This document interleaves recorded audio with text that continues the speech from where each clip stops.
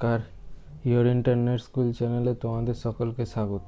তো আজকে আমরা ক্লাস 8-এর কোশ্চেন ব্যাংকের মডেল 4 দুয়ার new town girls high school and Balurghat girls high school এই আরব সেনাপতি ও মুর সেনাপতির আলোচনার বিষয় কী ছিল।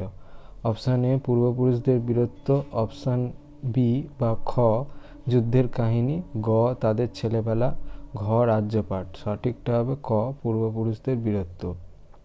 পরের প্রশ্ন, চন্দ্রগুপ্ত কিসের ওপর লিখছিলেন?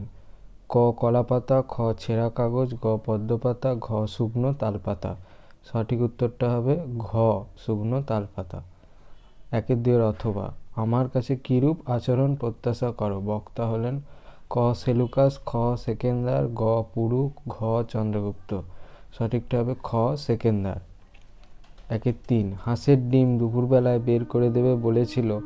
ক ক্যাবলা, খ প্যালা, গ পন্টা, ঘ হাবুল। সঠিকটা হবে ঘন্টা। এবার আমাকে কিছু বলতে হয়, সে কি বলেছিল? প্যালা বলেছিল বনভোজনের মেনুতে যোগ করার জন্য আলু ভাজা, শুক্তো, বাটি চচ্চড়ি, কুমড়োর ছক্কা। প্রাবিট্যে ঘন কৃষ্ণ মেঘরাশি। প্রাবিট্যে কথাটির অর্থ কী? কথাটির অর্থ বর্ষাকালে। সন্দিহান চিত্তে কে কেন শুয়ে পড়ে? সেনাপতি আরব সেনাপতি তাকে প্রত্যুষে সত্বর প্রস্থান করতে বলেন। এর কারণ না বুঝতে পেরে সন্দেহ মনে শুয়ে পড়েন। পুরুকে বন্দি করে আনি যখন, সে কি বলল জানো? পুরু কি বলেছিলেন? সেই কথা বক্তাকে কিভাবে অভিভূত করে তোলে? চন্দ্রগুপ্ত নাটক থেকে গৃহীত। যখন পুরুকে বন্দি করে আনা হয় তখন সেকেন্দার তাকে জিজ্ঞাসা করেন, আমার কাছে কিরূপ আচরণ প্রত্যাশা করো? তখন পুরু নির্ভয়ে ও তার স্বর না কাঁপিয়ে উত্তর দিয়েছিলেন, রাজার প্রতি রাজার আচরণ। বক্তার করা প্রশ্নের সে এইরূপ উত্তর পাবেন তা তিনি আশা করেন নাই। তাই পুরুর কাছ থেকে এমন উত্তর পেয়ে তিনি চমকে যান এবং তিনি জাতির প্রশংসা করেন। তখনই তিনি তাকে তার রাজ্য প্রত্যর্পণ করেন। জায়গায় কিভাবে যাওয়া যাবে? বিখ্যাত লেখক নারায়ণ গঙ্গোপাধ্যায়ের বনভোজনের ব্যাপার গল্পে বনভোজনের উদ্যোগ নেওয়ার পর টেনিদার নেতৃত্বে হাবুল সেন প্যালা ক্যাবলা শ্যামবাজার স্টেশন থেকে মার্টিন রেলে চড়ে যাত্রা শুরু করে। পিঁ করে বাঁশি বাজিয়ে গাড়ি ছাড়ে। তারপর ধস ধস ভোঁ ভোঁ করে এর রান্নাঘর ওর ভাঁড়ার ঘরের পাশ দিয়ে গাড়ি চলতে শুরু করে। বাগুইআটি ছাড়িয়ে 4টে স্টেশন দূরে সুপুরি ও নারকেল গাছ সমৃদ্ধ পানাপুকুর বিশিষ্ট একটি বাগান বাড়িতে গিয়ে তারা পৌঁছয়। হইলে আমাদের উভয়ের প্রাণ রক্ষার সম্ভাবনা। কে বলেছিল? কিভাবে উভয়ের প্রাণ রক্ষার সম্ভাবনা তৈরি হয়েছিল? আচ্ছা, কে বলেছিল? ওইটার উত্তর হবে আরব সেনাপতি বলেছিল। বলেছেন সে মুর সেনাপতির ঘোড়াটি যদি তাকে নিয়ে দ্রুতবেগে গমন করতে পারে তবেই তাদের উভয়ের প্রাণ রক্ষার সম্ভাবনা আছে। গাছেরা কেমন সবুজ? ক চাদর, খ শার্ট, গ জামা, ঘ ওড়না পরে থাকে। সঠিকটা হবে জামা। তোমারই কি এমন ভাগ্য, বাঁচিয়ে যাবে সকল ড্যাশ। ক ধকল, জখম, গ ক্ষত, ঘ বদল। সঠিকটা হবে জখম। কার্নিশে বসা চড়ুইটির চাহনিতে, ক কৌতূহল মজার, খ তাচ্ছিল্যের মজার, গ সন্দেহের, ঘ বিস্ময় ভাব। সঠিক উত্তরটা হবে খ তাচ্ছিল্য মজার। কবিতাটি কোন কাব্যগ্রন্থের অন্তর্গত কবিতা? 1307 বঙ্গাব্দে শ্রাবণ মাসে গ্রন্থাকারে প্রকাশিত খনিকা কাব্যগ্রন্থ থেকে বোঝাপড়া কবিতাটি নেওয়া হয়েছে। দুটো ধান কোথা থেকে সংগ্রহ করেছে চড়ুই? পাখি এখান সেখান থেকে এ বাড়ির খড়কুটো ও বাড়ির ধান সংগ্রহ করে আনে। সবুজ গাছেরা কোন পতঙ্গ পছন্দ করে? গাছেরা বর্ণবৈচিত্র্যময় ডানা বিশিষ্ট প্রজাপতিদের পছন্দ করে। যে সবার চেয়ে শ্রেয়? কোনটি সবার চেয়ে শ্রেয়? ঠাকুর রচিত বোঝাপড়া কবিতা থেকে আলোচ্য উদ্ধৃতিটি গৃহীত।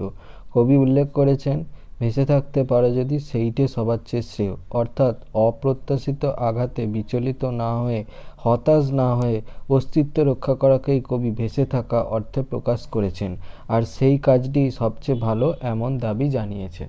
এর অথবা মরার চেয়ে বাঁচাই ভালো এমন মনে হওয়ার কারণ লেখো। প্রশ্নোক্ত উদ্ধৃতিটি রবীন্দ্রনাথ ঠাকুরের বোঝাপড়া নামক কবিতা থেকে নেওয়া হয়েছে। বেঁচে থাকতে আমরা বাঁচার সুখ বুঝতে চাই না, আমরা এমনই অবুঝ। কিন্তু যখনই বিপদে পতিত হই, অর্থাৎ জীবনে খুবই সংকটজনক অবস্থায় পতিত হই, তখনই আমরা তার থেকে বেরিয়ে আসার জন্য ছটফট করতে থাকি। তখন আমাদের বেঁচে থাকার জন্য আকুলতা বেড়ে যায় বহুগুণ। অথচ তার আগে এমন বহু ক্ষেত্রে হয় যে আমরা সমঝোতা বা বোঝাপড়া না করেই চলার চেষ্টা করি এবং শেষে আঘাতে আঘাতে ক্ষতবিক্ষতও হই। তখন মনে হয় মরণ হলেই বাঁচি, অথচ সত্যি মরণের সামনে যখন উপস্থিত হই তখন বাঁচার জন্য মন প্রাণ ব্যাকুল হয়ে ওঠে। তাই এ সবুজ জামা চাই কেন?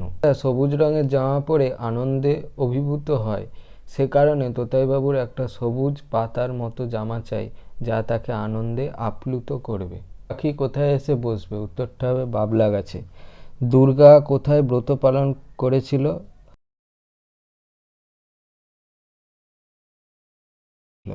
চিনিবাস হরিহরের বাড়ি ঢুকলো না কেন?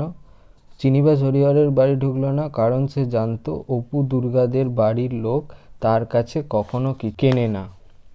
অপু পথে কোন ফল হাত দিতে গিয়েছিল? উত্তরটা হবে আলকুশির ফল।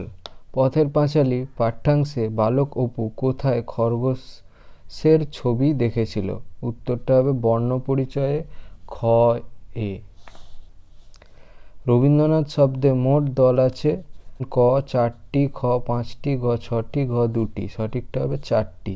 মধ্য স্বরাগমের অপর নাম? ক অপনিহিতি, খ স্বরভক্তি, গ অভিশ্রুতি, ঘ স্বরসঙ্গতি। সঠিকটা হবে স্বরভক্তি। ধ্বনি পরিবর্তনের কটি ধারা? ক 3টি, খ 4টি, গ 5টি, ঘ 7টি। সঠিকটা হবে ক 3টি। অলাবু থেকে অলাউ থেকে লাউ, এখানে ধ্বনি পরিবর্তনের কোন রীতি অনুসরণ করা হয়েছে? ক আদি স্বরাগম, খ আদি স্বরলোপ, গ মধ্য স্বরাগম, ঘ মধ্য স্বরলোপ। সঠিকটা হবে আদি স্বরলোপ। খুব সংক্ষেপে নিচের প্রশ্নগুলো উত্তর দাও। মুক্তদল কাকে বলে? উদাহরণ দাও। দলের শেষে স্বরধ্বনি উচ্চারিত হয় তাকে মুক্তদল বা স্বরান্ত বলা হয়। যেমন মা তা, এখানে ম এর শেষে আ এবং ত এর শেষে আ উচ্চারিত হয়েছে, দুটি হলো মুক্তদল। 9-2 দল বিশ্লেষণ করো। ময়ূর, ভুল, আশৈশব, চন্দ্রবদনা। ময়ূর, মো হচ্ছে মুক্তদল, ইউর হচ্ছে রুদ্ধদল। ভুল একটাই দল, রুদ্ধদল। আশৈশব আ শৈশব, আ মুক্তদল, সই আর সব হচ্ছে রুদ্ধদল। চন্দ্রবদনা, চন্দ্রবদনা, চন হচ্ছে রুদ্ধদল, দ্রবদনা এগুলো সব হচ্ছে মুক্তদল। বাদগুলোর অর্থ লেখো। এক হাতে তালি বাজে না। মুখের দ্বারা বিবাদ সৃষ্টি হতে পারে না। তো গন্ডার, লুঠিত ভাণ্ডার। উত্তরটা হবে বড় কর্মকাণ্ডের পরিকল্পনা করা। যোগী ভিক পায় না। খ্রিস্টজনের গুণের কদর হয় না। কলসির আওয়াজ বেশি। সুস্থহীন ব্যক্তির আস্ফালন। ভিডিওটা ভালো লেগে থাকে তাহলে ভিডিওটাকে অবশ্যই একটা লাইক দিয়ে দিও এবং আমাদের চ্যানেলটাকে সাবস্ক্রাইব করে দিও, যাতে করে এই ধরনের ভিডিও তোমরা আরও তাড়াতাড়ি এবং আরও পেতে পারো। আর আজকের মতো এই পর্যন্তই, দেখা হচ্ছে পরবর্তী ভিডিওতে।